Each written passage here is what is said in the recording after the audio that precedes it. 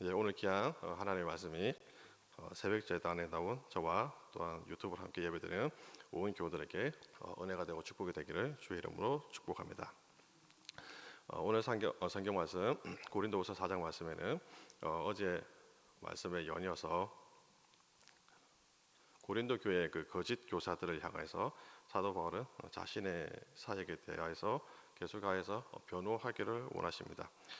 거짓 교사들이 고린도 교회에 있는 교우들에게 이 잘못된 생각, 왜곡된 생각을 계속해서 풀어 넣다 보니까 아무래도 그들을 보호하기 위해서 사도 바울은 오늘 고린도후서 4장에서 정말 성경적인 마인드를 다시금 심어주기 위해서 고린도후서 4장 말씀에서 그러한 내용을 우리에게 들려주고 계십니다. 1절 말씀해 보니까 하나님의 말씀이 이렇게 시작합니다. 그러므로 우리가 이 직분을 받아 긍휼하심을 입은 대로 낙심하지 아니하고 라고 말씀을 하고 계십니다. 그러한 거짓 교사들의 방해와 여러 가지 어려움들이 있지만 그 가운데 분명하게 이렇게 말씀합니다. 우리가 낙심하지 않습니다 라고 말씀하고 계십니다. 낙심하지 않는다는 거죠. 낙심하지 않는 이유가 하나님께서 자신에게 직분을 주셨는데 이 직분을 어떻게 받았다라고 말씀하고 계십니까? 이 직분을 받았는데 긍휼하심을 입은 대로, 그렇기 때문에 낙심하지 않는다라고 말씀하고 계십니다. 긍휼하심을 입었다는 것이 무엇을 의미합니까? 내가 이 직분을 받은 것은 어디까지나 하나님의 은혜로 되었다라고 하는 사실입니다. 내가 지금 사도의 직분을 내가 수행하고 있는데 어디까지나 이 직책은 내가 임의로 내가 원해서 되어진 것이 아니라 전적인 하나님의 은혜로 인하여서 내가 이 자리에 서 있습니다. 그것을 먼저 고백하는 가운데 하나님의 은혜로 된 것을 사도 바울은 분명하게 우리 가운데 들려주고 계십니다. 실제로 사도 바울이 자신이 직분을 맡을 때 디모데전서 1장 12절 말씀해 보니까 이렇게 말씀하시죠. 우리 주 예수께서 나를 어떻게 해요? 충성되이 여겨 내게 직분을 맡기셨다라고 말씀하고 계십니다. 더 나아가서 그 사실을 아는 사도 바울은 고린도전서 15장 10절에서 그러나 내가 나 된 것은 무엇으로 된 것이라고 말씀합니까? 하나님의 은혜로 된 것이다라고 말씀하고 계십니다. 그렇습니다. 사도 바울은 분명히 자신이 지금 있는 그 위치, 그 직분은 어디까지나 무엇으로 되었다고요? 하나님의 은혜로 그 자리에 서 있고 그 직분을 감당하게 되었다라고 말씀을 하고 계십니다. 하나님의 은혜로 우리 모두 다, 우리 역시도 지금 받고 있는 직책과 사역이 있다고 한다면 어디까지나 누구로 말미암아 무엇으로 말미암아 내가 그 자리에 서 있습니까? 어디까지나 하나님의 은혜로 그 자리에 그 사역을, 그 직분을 감당하게 되는 줄로 믿습니다. 더 나아가서 하나님께서 우리에게 그분의 은혜로 우리를 세워주신 것만큼 우리가 해야 될 일들이 참 많을 것이라고 생각을 되어집니다. 해야 될 일들 중에서는 때로는 힘든 일들도 있을 것이고 때로는 가슴 아픈 일들도 있을 것이고, 그러나 우리가 기억하길 간절히 원합니다. 하나님께서 우리를 은혜로 세워주신 것만큼 또한 하나님께서 우리에게 감당할 수 있는 은혜도 주실 줄로 믿습니다. 사도 바울이 지금 그 얘기를 하는 거예요. 하나님께서 이 자리에 그분의 은혜로 나를 세워주셨습니다. 그런 거로 앞으로 내가 감당해야 될 모든 일들도, 또한 지금 어쩌면 낙심되어질 만한 일들조차도 사도 바울은 분명히 확신하는 거예요. 나를 은혜로 세워주신 주님은 이 일조차도, 또한 이 여러 가지 일들 가운데서도 하나님께서 나에게 감당할 수 있는 은혜를 주실 줄로 믿습니다. 그러므로 나는 낙심하지 않습니다 라고 담대하게 1절 말씀에서 신앙의 고백을 하고 있습니다. 우리 모두에게도 이러한 은혜가 임하기를 간절히 원합니다. 우리 모두에게도 감당할 수 있는 은혜를 허락하여 주실 줄로 믿습니다. 2절입니다. 2절 말씀해 보니까 이에 숨은 부끄러움의 일을 버리고 속임으로 행하지 아니하며 하나님의 말씀을 혼잡하게 하지 아니하고 오직 진리를 나타내므로 하나님 앞에서 각 사람의 양심에 대하여 스스로 추천하노라 라고 말씀하고 계십니다. 이에 자신한다는 거죠. 하나님께서 은혜를 주실 줄 믿기 때문에 이에 무엇을 버린다라고 말씀하고 계십니까? 말씀해 보니까 숨은 부끄러움의 일을 버리고, 그리고 속임으로 또 행하지도 않고 말씀을 어떻게 해요? 혼잡하게 하지도 않겠다라고 사도 바울은 말씀을 하고 계십니다. 자신을 세워주신 분이 확실하고 또한 확실한 것만큼 하나님께서 자신에게 확실한 말씀을 주실 것을 알기 때문에 이러한 조잡한 일들을 하지 않겠다는 거예요. 숨은 부끄러움의 일들, 그러면 사람들을 속이는 일, 그리고 말씀을 혼잡하게 하는 이런 일들을 하지 않겠다라고 분명하게 말씀을 하고 있는 것입니다. 이 말씀을 조금 더 풀어보면 어떤 말일까요? 어쩌면 사람들의 마음을 얻기 위해서 우리는 등등의 좀 교활한 방법을 쓸지도 모릅니다. 그 사람을 내 사람으로 만들기 위해서 좋은 말을 하거나 듣기 좋은 말을 하거나 아니면 그 사람이 원하는 말을 한다면 어쩌면 그 사람은 내 편에 동조할지도 모릅니다. 그러나 오늘 사도 바울은 분명하게 이야기를 하죠. 하나님의 말씀은 그렇지를 않습니다. 나를 세워주신 하나님이 분명하고 또한 그 부분이 일하실 것이 분명하기 때문에 사람의 눈에 사람의 귀에 좋은 대로 말하지 않겠다는 거예요. 그렇기 때문에 말씀과 같이 숨은 부끄러운 일과 속임과 혼잡하는 일, 그런 일 자체를 사도 바울은 어떻게 해요? 절대로 하지 않겠다는 것입니다. 대신에 어떻게 해요? 하나님 앞에서 진리를 나타내므로 각 사람의 양심에 대하여 스스로 추천하겠다라고 말씀을 하는 것입니다. 하나님의 말씀을 담대하기 때문에 하나님께서 하실 것을 알기 때문에 때로는 힘든 말도 할 수 있겠죠. 분명히 죄악 가운데 있는 그 사람에게 위로하고 격려할 수는 없을 것입니다. 또한 주의 성소 못하고 있는 사람에게 잘한다라고 칭찬할 수는 없을 것입니다. 하나님의 말씀은 너무나도 분명하기 때문에 그 말씀 가운데서 하나님께서 하실 일을 믿기 때문에 사도 바울은 숨어서 부끄러운 일들을 행하지 않고 그 말씀을 각 사람의 양심에 하나님 앞에서 정확하게 분명하게 이야기하겠다라고 사도 바울이 이야기를 하고 계신 것입니다. 하나님의 교회는 어떠한 교회입니까? 디모데전서 3장 15절 말씀해 보니까 이렇게 말씀하시죠. 이 집은 살아계신 하나님의 교회요 진리의 기둥이라고 말씀하고 계십니다. 교회는 진리가 분명해야 되는 것입니다.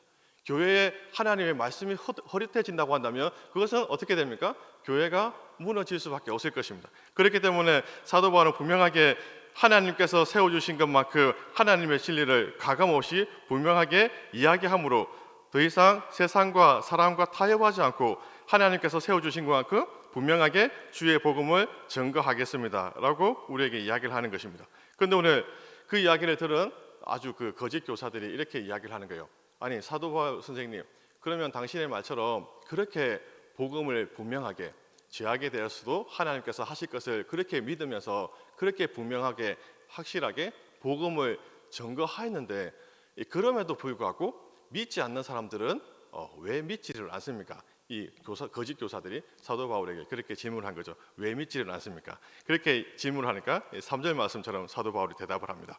우리 3절 말씀을 같이 읽을까요? 3절입니다. 만일 우리의 복음이 가리었으면 망하는 자들에게 가리어진 것이라. 아멘. 도대체 왜 믿지를 않습니까? 그렇게 분명한 복음인데. 그러나 오늘 3절 말씀에서 사도 바울이 이렇게 이야기를 하고 계십니다. 우리의 복음이 가리었으면 어떻게 됩니까? 망하는 자들에게 가리어진 것이다 라고 말씀하고 계십니다. 그런 경우가 있죠. 줄곧 그분에게 복음 증거하기를 원하고 정말 그분이 교회로 돌아오기를 원하지만 그러나 끝까지 예수 믿지 않고 이렇게 하늘나라 죄송합니다. 교회를 다니지 않았으니까 예수 믿지 않았으니까 뭐 지옥 같겠죠. 끝까지 교회를 나오기를 거부하시는 분들이 계시더라고요. 그런 사람들을 아마 주변에서 종종 보신 적이 있지 않을까 생각이 되어집니다.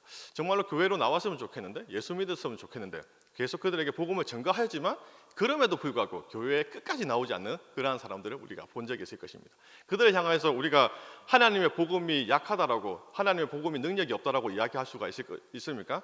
절대로 그럴 수가 없죠. 어디까지나 그분이 교회에 나오지 않는 것은 그분이 예수를 믿지 않는 것은 그들이 믿지 않은 이유이지 복음의 능력이 약하여서 그들이 믿지 않게 되었다라고 이야기할 수가 없는 것입니다.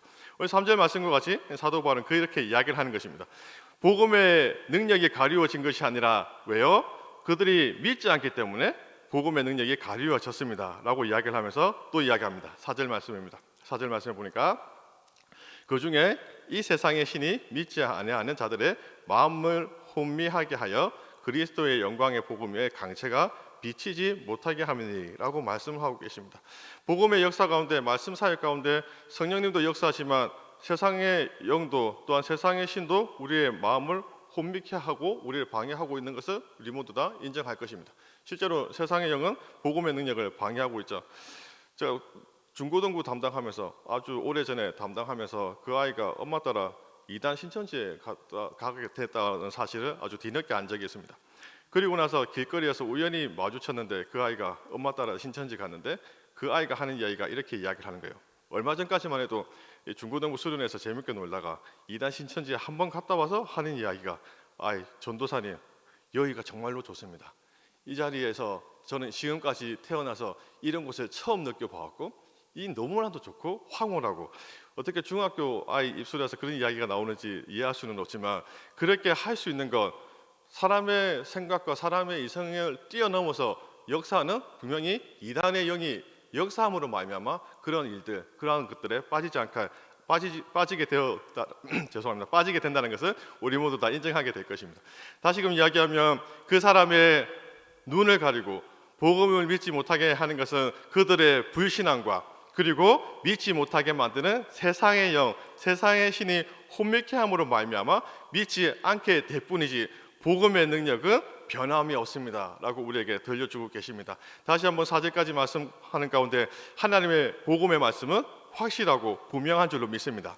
이 복음의 말씀을 확신하는 가운데 사도 바울은 분명히 이 당당한 사역을 지금까지 해오고 있습니다. 더 나아가서 이 복음의 말씀 가운데 그들이 사도 바울이 이야기하는 핵심 메시지가 무엇입니까? 그것은 5절 말씀이죠. 5절 말씀을 우리 한번 같이 읽겠습니다. 5절입니다.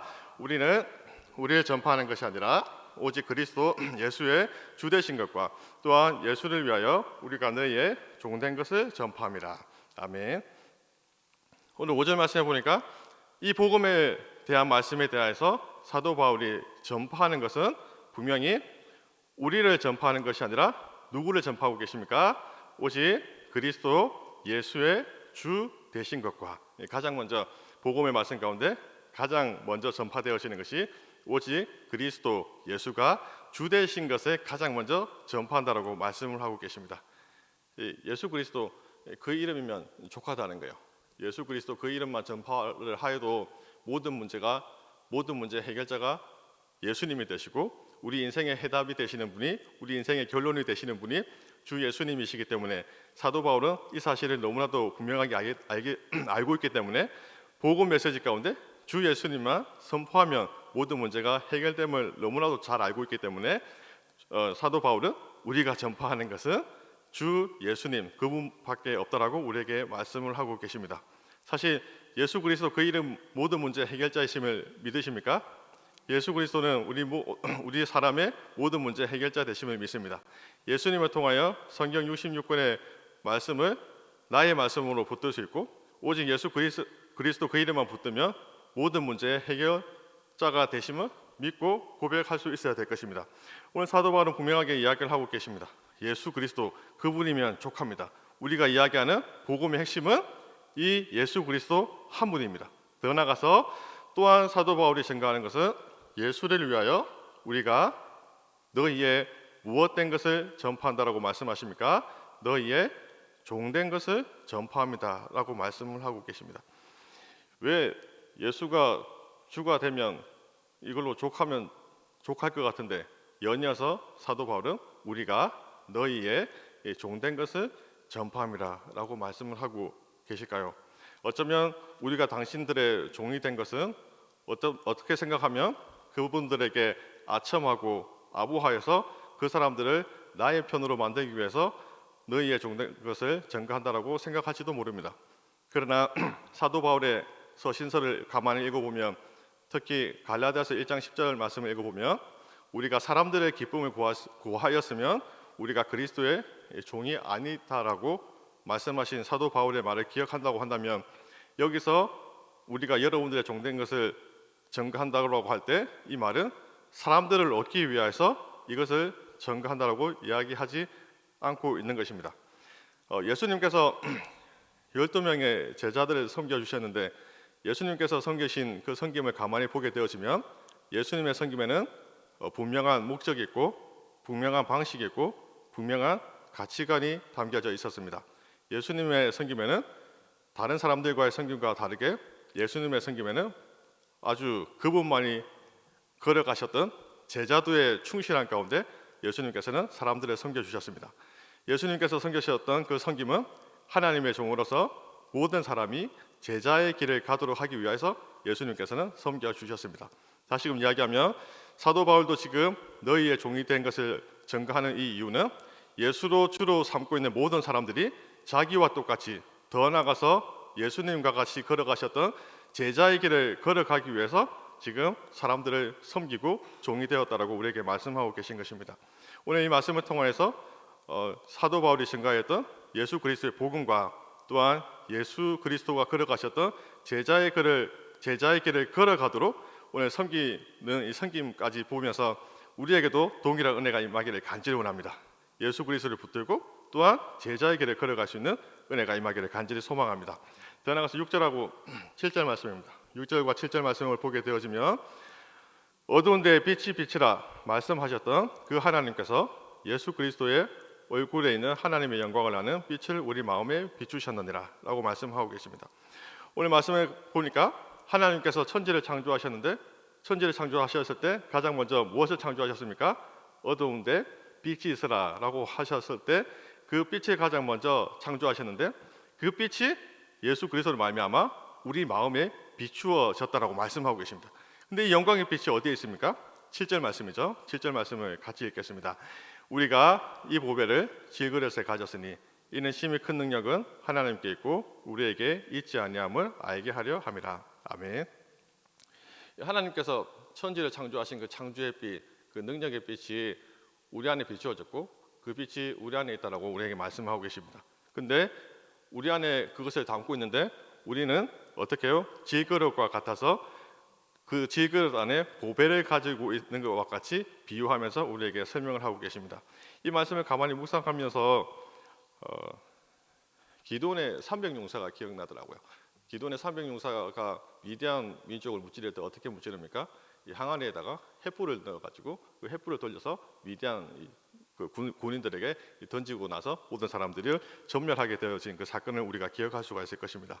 그때 항아리 안에 횃불이 담겨 있는 것을 아무도 몰랐지만 그 횃불이 미디안 군인들에게 던져지고 그 항아리가 깨어졌을 때 그 안에 있는 횃불이 나와서 모든 사람들을 불태웠고 그것으로 인해서 이스라엘 민족이 이기게 된 것을 우리가 기억할 수가 있을 것입니다.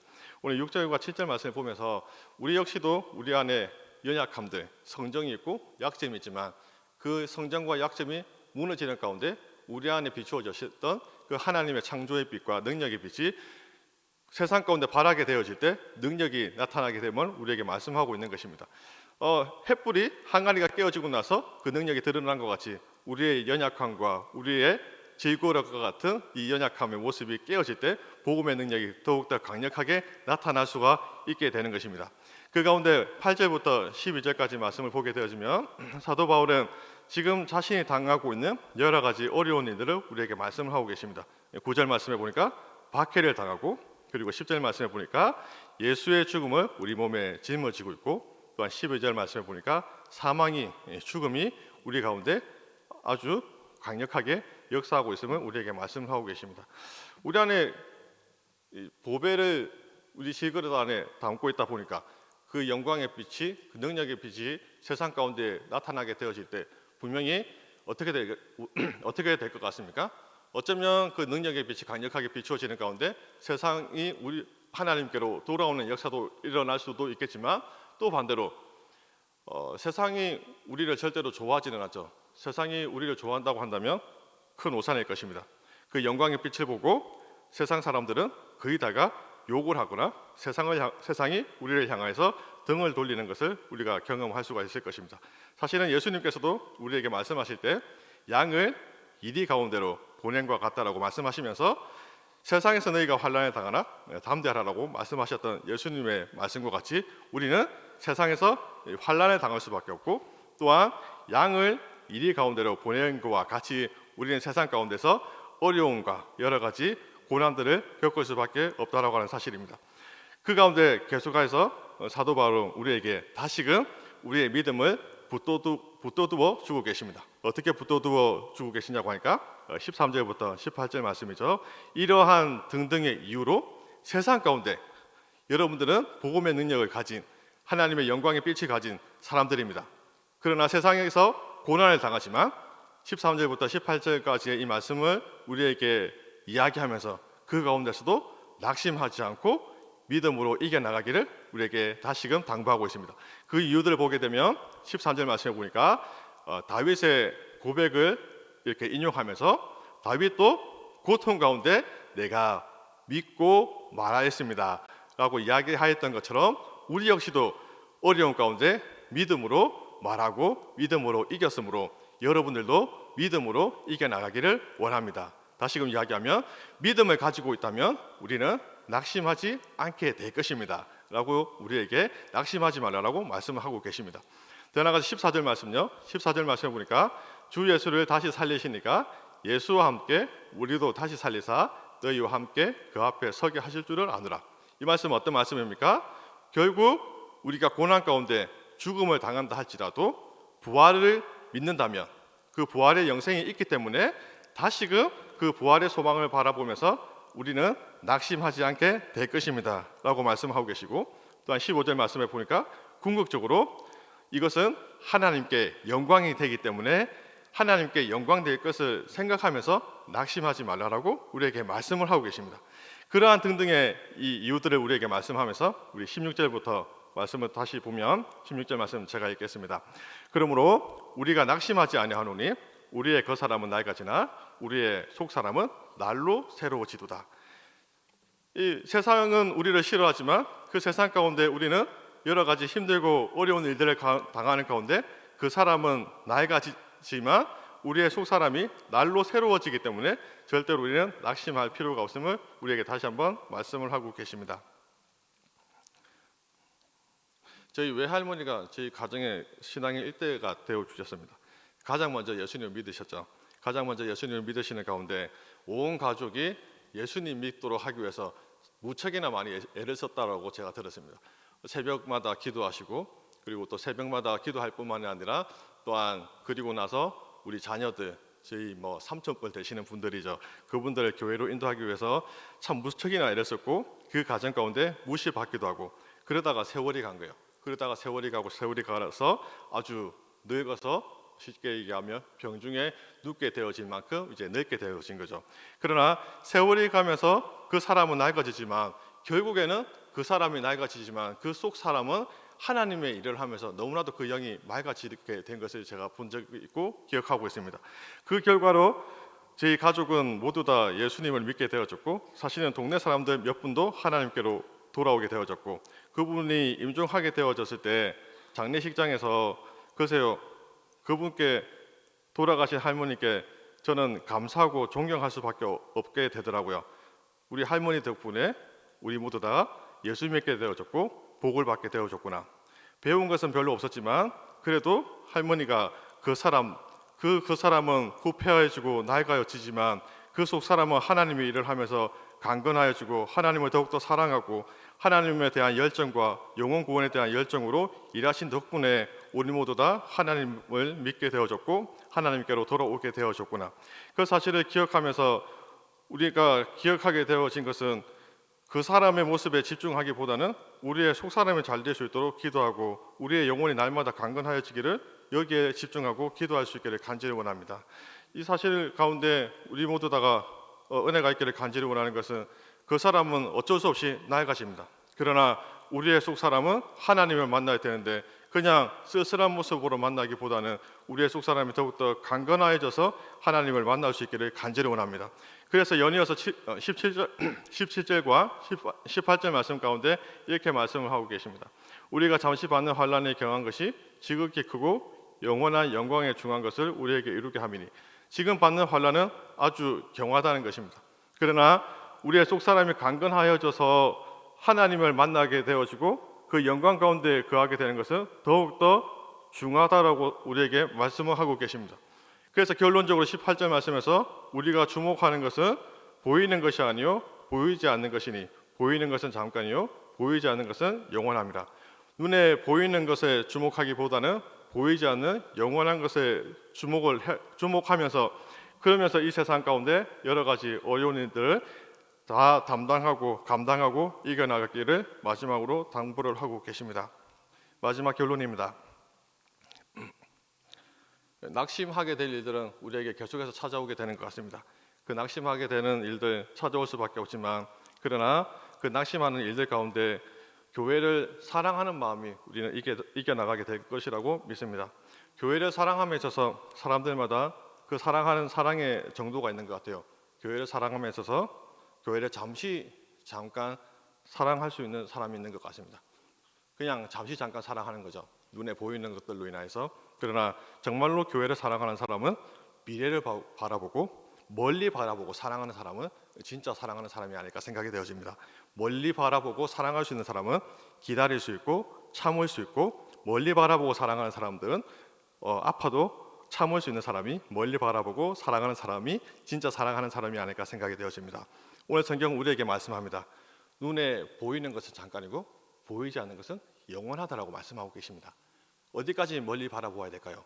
보이지 않는 영원한 본향 앞에서 최후의 승리를 얻는 그날까지, 그 시간까지를 바라보면서 교회를 사랑할 수 있기를 간절히 원합니다. 오늘 사도 바울은 궁극적으로 이 이야기를 하기를 원하는 것입니다. 낙심하게 될 상황들 참 많지만 그 사람은 후퇴하여 있을 수밖에 없지만 우리의 속 사람이 계속해서 강건하여져서 멀리 바라보되 저 보이지 않는 영원한 본향을 바라보면서 거기서 최후의 승리를 얻는 그 지점까지를 바라보면서 교회를 사랑할 수 있기를 간절히 바랍니다. 그렇게 사랑하는 사람이 이기는 사람이고, 그렇게 사랑하는 사람은 오늘 여러 가지 일들을 당할지라도 낙심하지 않고 이겨 나가게 될 줄로 믿습니다. 사랑하는 우리 모두에게 멀리 바라보고 교회를 사랑하고 낙심하지 않게 되어지는 놀라운 은혜가 정말로 우리 가운데 임하기를 주의 이름으로 축복합니다.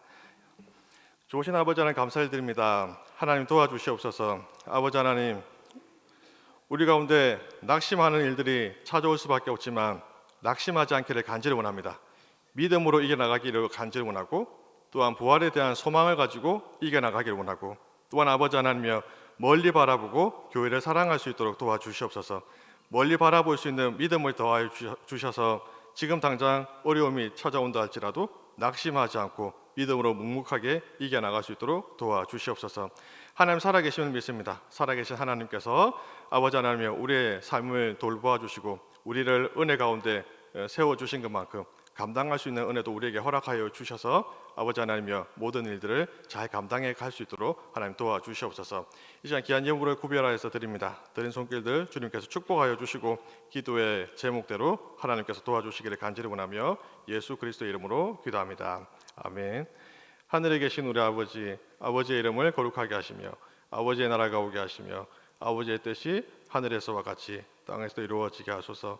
오늘 우리에게 일용할 양식을 주시고 우리가 우리에게 잘못한 사람을 용서해 준 것 같이 우리 죄를 용서해 주시고 우리를 시험에 빠지지 않게 하시고 악에서 구하소서. 나라와 권능과 영광이 영원히 아버지의 것입니다. 아멘.